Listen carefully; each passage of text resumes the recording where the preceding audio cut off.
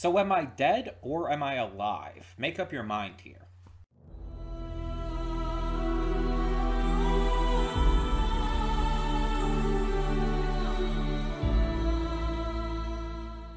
Hey everyone, welcome to Princess of Gay. I'm your host, Connie, and today we are here with my blind reaction to Dead Alive. This is also known as Brain Dead, apparently, depending on, I guess, where you are in the world. I don't know why they had to change the title, but they did. And this is a donation reward for Venom. So, pretty much all I know about this movie is that it is a horror movie to some degree. And I think it's a cult classic. I think I heard this mentioned in kind of the same vein as other cult classics. Um, and that's really interesting because cult classics always have like this kind of interesting feel to them. Because if you somehow don't know, a cult classic is a movie that did not do well upon its release for whatever reason. But in the years since, it has gained a cult-like following. People have become obsessed with it to the point of it becoming extremely popular. One of these such movies is Rocky Horror Picture Show. That's a big one, especially within the kind of horror genre that gained the majority of its popularity after the fact of its release. And there's plenty of movies like this for one reason or another. I would even consider The Room with Tommy Wiseau as being one of them. Because although it's, universally agreed to be a bad movie, it has a cult-like following because of how entertainingly bad it is. It's fun to watch. And that, in turn, kind of gives it that enjoyable aspect to it enough where people have latched onto it and become huge fans of it in the time since. Like, it's quoted all the time. Um, all the time. It's pretty big. And I believe I've heard this movie kind of, again, counted amongst those uh, likes of film. So, I don't actually know what this is about, though. I might have seen a clip or two randomly here or there, but I don't knowingly know anything. If I did see a clip or something here and there, I didn't know it was from this movie, or I just never really paid attention. I don't know what this movie is like known for. I don't know if it's like how popular it is. I don't really know much of anything about this. All I know is, again, horror genre to some degree. I don't know what specific subgenre of horror it falls into, and I know that it is popular enough that I've heard people talk about it. Plus, again, I believe it's a cult classic. But cult classics even kind of range on how popular they are. It just depends on the movie. So, not really much else to say here.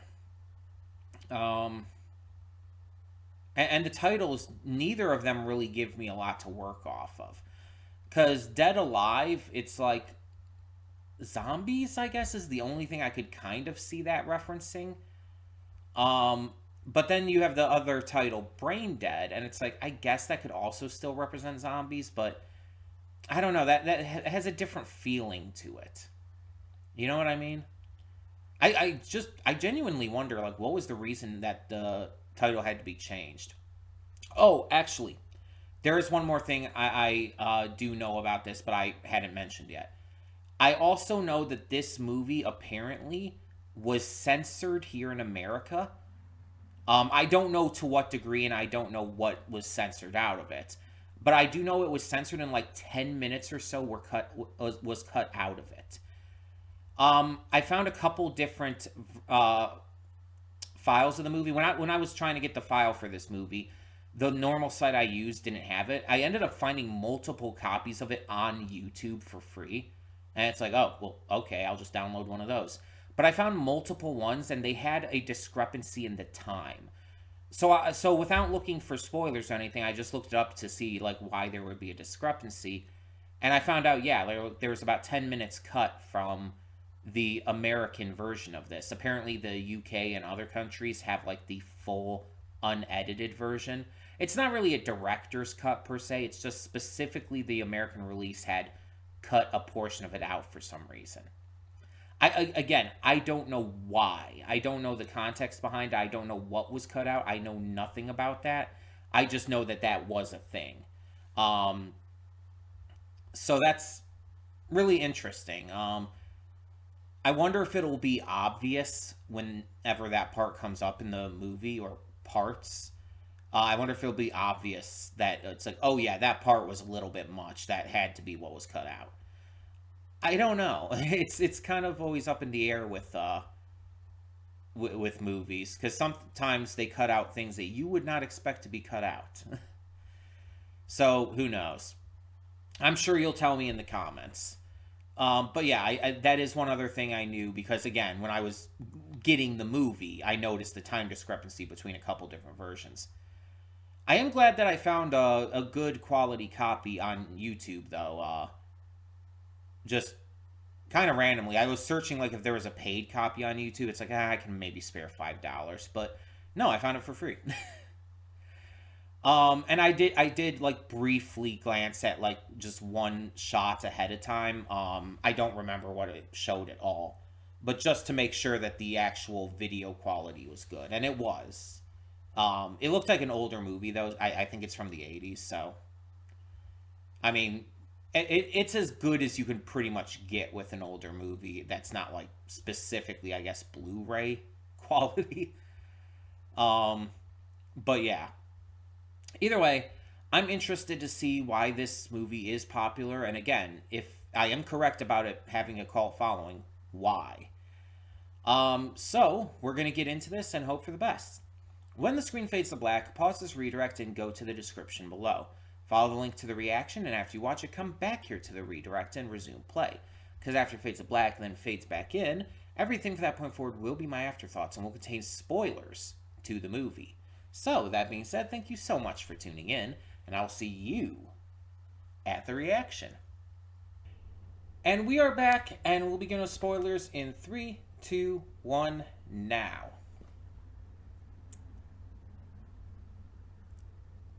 What? I've seen a lot of movies in my lifetime, a lot of movies that have just made me question a lot. But what the fuck was this movie? Like, it's obviously horror comedy. It's obviously, you know, over the top body horror splatterfest kind of stuff. But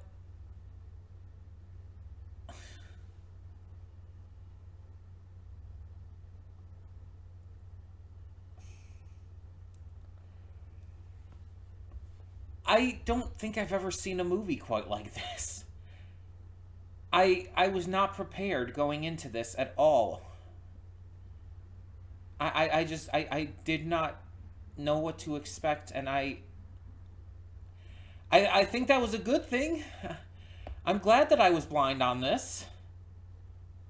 I can see why this would be a cult classic. This is definitely the kind of movie that would be a cult classic. I could see that I could completely believe that this movie might not have done well in its initial airing. Like, people might not have understood it. People would have just, like, oh, been grossed out by the body horror and just confused by the tone. But it's very clearly meant to be so ridiculously over the top that it's just insane. It's just pure insanity. I mean, the movie fucking begins on fucking Skull Island. Like, it fucking begins on the island that King Kong is from. What?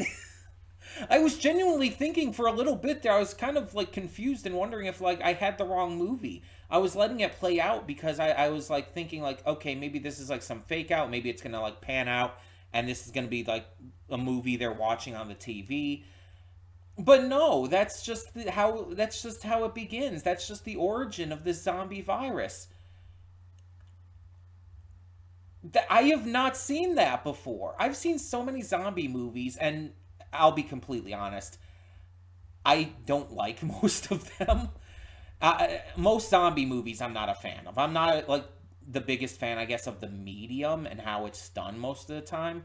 There are definite exceptions, though. Um, like Return of the Living Dead and obviously Train to Busan and Soul Station. Those movies are absolute masterpieces of the zombie genre or zombie subgenre of horror. But yeah, it's like most of the time when I see zombie movies, it's just kind of like, eh. I'm just not really into it.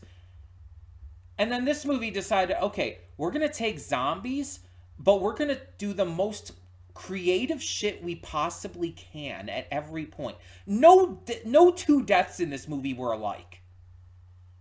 Whether it's zombie deaths or deaths of people that eventually become zombies, no two deaths were the same.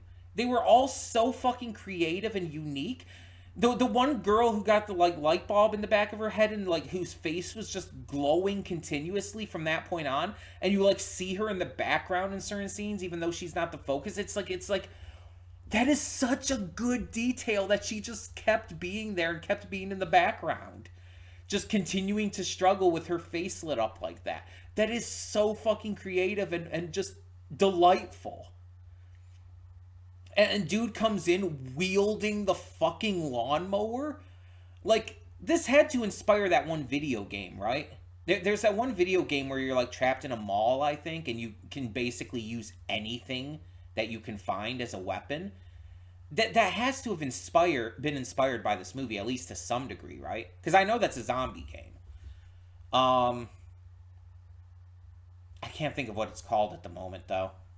I've never played it or seen it played. I've just seen random clips here and there. But yeah, it's like that's kind of one of the big appeals of it, that you can kind of kill the zombies with anything you can find. And it's just like that's got to be inspired by this to some degree. The fucking baby zombie, the one that was basically just a sentient pile of guts. It's like, "Oh my god, this was so creative. How do you even come up with this?" And it was directed by fucking Peter Jackson.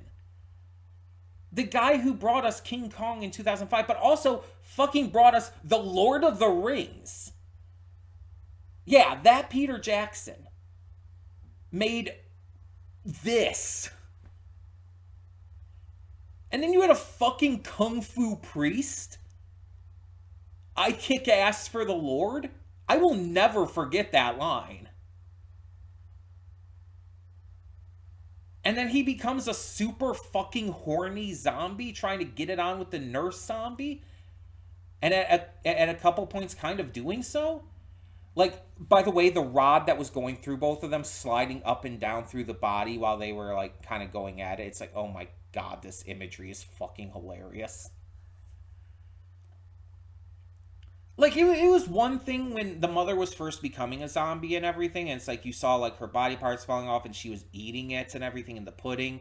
It's like, okay, gross, obviously. The goo that sprayed out and the guy started eating, which, by the way, that never came back. The dude came back, he appeared again, but he never got infected or anything, interestingly enough. Nothing ever came of that. I'd say it's a little bit of a wasted opportunity, but at the same time, with everything that fucking happened in this movie, like, I kind of don't think they needed to go there. I'm just surprised that never came back into play, you know? And it's just there's a lot of stuff that's just so fucking random too, like the random greasers that were like bullying and attacking him in the graveyard. It's like, where the fuck did you come from? Who the fuck are you guys? Like, what the hell? Where? What? Why? It's just,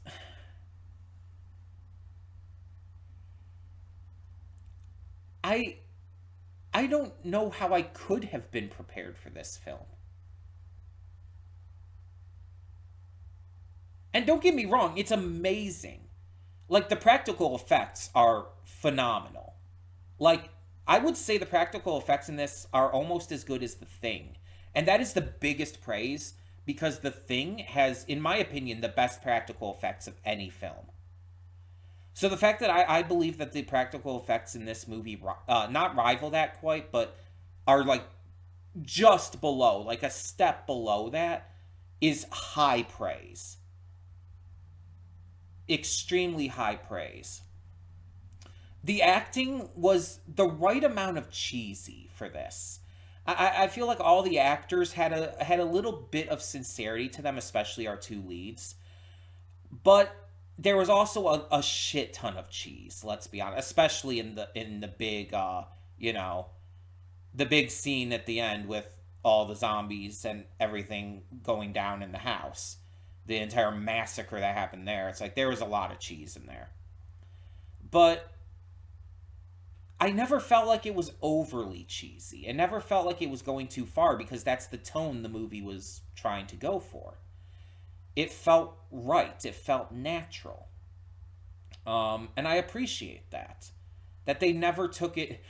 Somehow, in a movie like this, it never felt like it was taken too far. It felt like this is exactly what they wanted to do, and it felt consistently well handled. The soundtrack was good. No real notes there. I mean, it was just good music. Um, the parts of the movie where it's like you could obviously tell that they were spliced in the cut scenes and everything, they were actually really well integrated in. Whoever the person who put this up and edited this together did really well. It was pretty much perfect integration. It never felt like it was a cut. You know what I mean? It was it was like spot on with the timing, especially. The only way you could tell is because the quality of the video shifted downward during those spots. If it weren't for that, if it were in the same quality, you would have never known. Um, the blend of humor and horror in this were well done. It never felt like one overshadowed the other. It was obviously excessively ridiculous, but the horror aspects of it were still there. Like, this was still like a freaky situation and everything. And it's like there's certain shots, especially that you see, that are just really great shots. Like, amazingly well directed, well like shot scenes. Um, some of the kills were just really great, and some of the like just like I think one of the more memorable ones for me was like when the hand just comes out through like the back of the head out through the face. It's like that was like so shockingly well done. Again, with the practical effects being phenomenal. Um,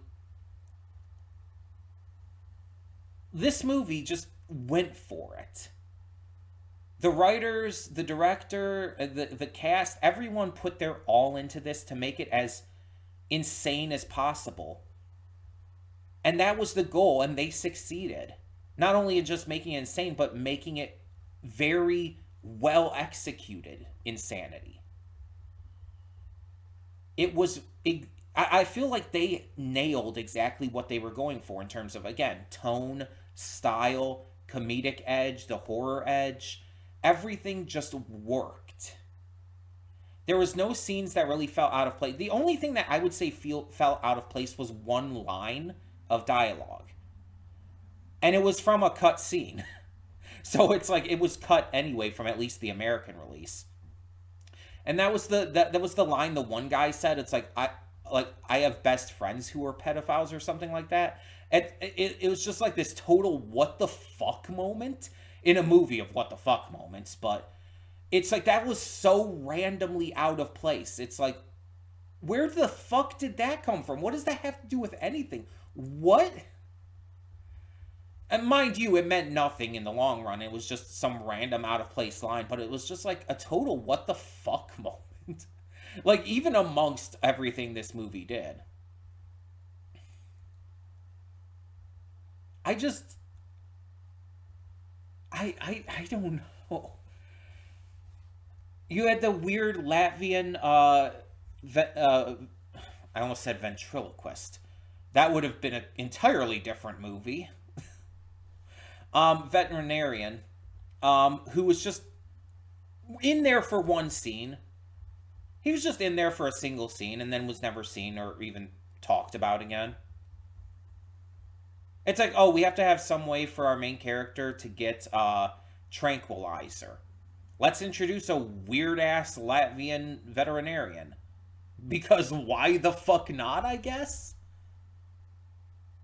It's like it never came back into play at all. And I'm really surprised that this ended up being restrained. I'm so flabbergasted by this movie that I'm having trouble like figuring out which word is the correct word here.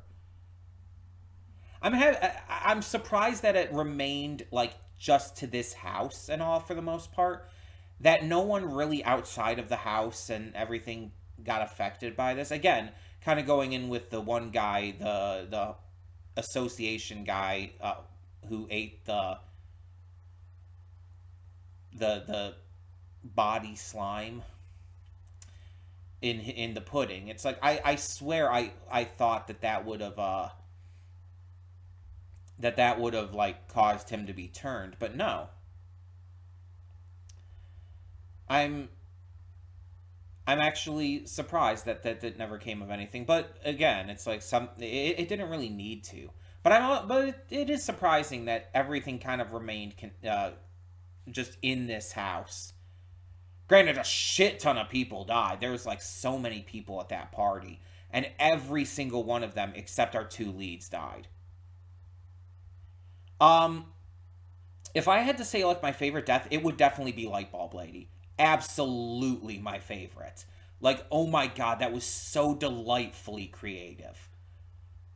I loved that so goddamn much.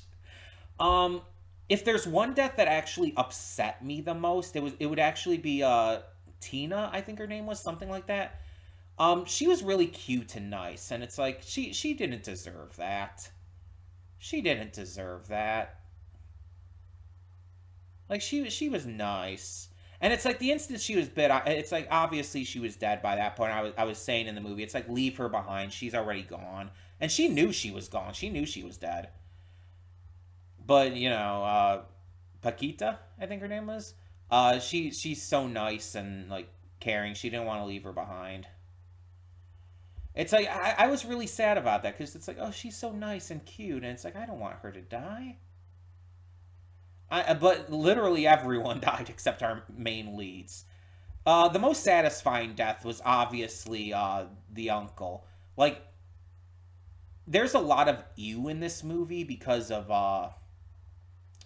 you know the body horror and the over the top gore and shit. But he was honestly the grossest thing in this film, and I'm not like exaggerating just because oh he was creepy and all. No, I'm completely serious here.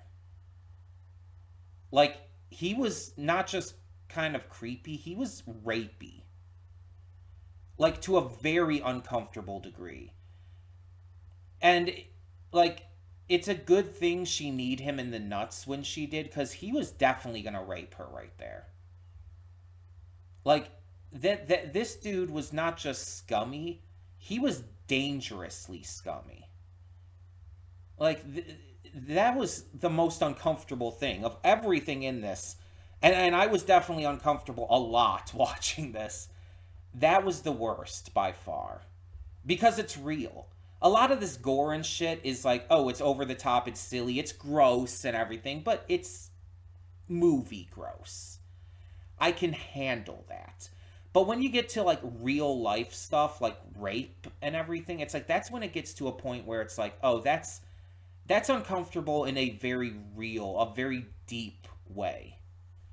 Especially as someone who has been sexually assaulted. It's very uncomfortable.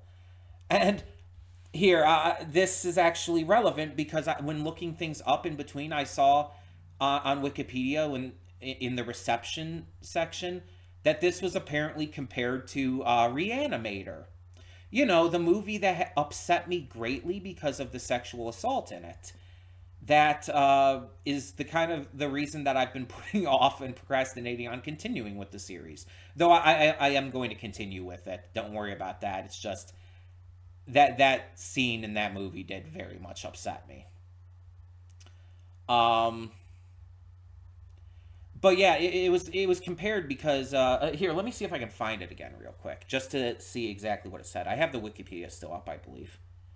Also, by the way, this movie won a shit ton of awards. Just fun fact for you there. Okay, here we go. Peter Rayner of the Los Angeles Times enjoyed the film, stating that it is the most hilariously disgusting movie ever made. It makes something like Reanimator seem like a UNESCO documentary about Mother Teresa. I'm not sure what UNESCO is. United Nations Educational, Scientific, and Cultural Org. Okay. So he's saying that Reanimator is nothing compared to this. Which in some ways, in a lot of ways, especially with the gross out factor and body horror, I would say is very much true. But the rape scene in Reanimator is actually worse than anything in this. I will say that for sure. Um, but yeah, it's like this movie shocked me in so many ways, and I just was not prepared for that. I'm like joking in the movie that I needed alcohol, and it's not even because of like being upset or being like, aggressively like bothered by anything like that. It's because I feel like this movie would be more fun while drinking, or you know what, smoking some weed or something. Like just engaging in light debauchery like that. All I have is Sprite. Basically, it's generic Soda Stream brand, but still. Unfortunately, do not have any alcohol at the moment. Um, but yeah, it's pretty. It was pretty wild, and I feel like it would have been fun to like watch this while drinking, even though it's extremely difficult for me to get drunk because I have a super high tolerance. It still would have been fun, you know. I think this would be a good movie to drink with. Um, but yeah, this was definitely a thing that I watched. Um,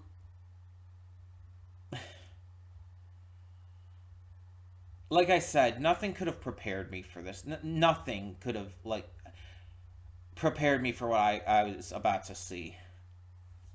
I am so glad that I went into this blind too, because if I had like known that it was gonna be like this, I don't think it would have been as good. I think being surprised by that makes it better. The surprise of the kung fu priest just made me like so giddy. That was so fucking funny. And the line, I'm not gonna get over that. I'm not getting over that. I kick ass for the Lord is the funniest fucking thing in this movie. I can't explain why. I can't tell you why that hit me so hard, why that was so fucking funny to me, but it was. That was just such comedic perfection. This movie's insanity in the best way. It's obviously not like the best film I've seen or even up there with that necessarily. It's not a movie like I would watch again and again and again all over the place, but it's a movie that I very much respect, like everything they put into this, and I think that they succeeded in everything they came out to do here. They just really nailed this film, and I enjoyed it. I enjoyed the shit out of it. But tell me in the comments below, what did you think of Dead Alive or Brain Dead, whichever title you wish to go by? And yeah, just let me know what you thought of the insanity. So for now, I'm Connie and I'm signing off. See y'all next time.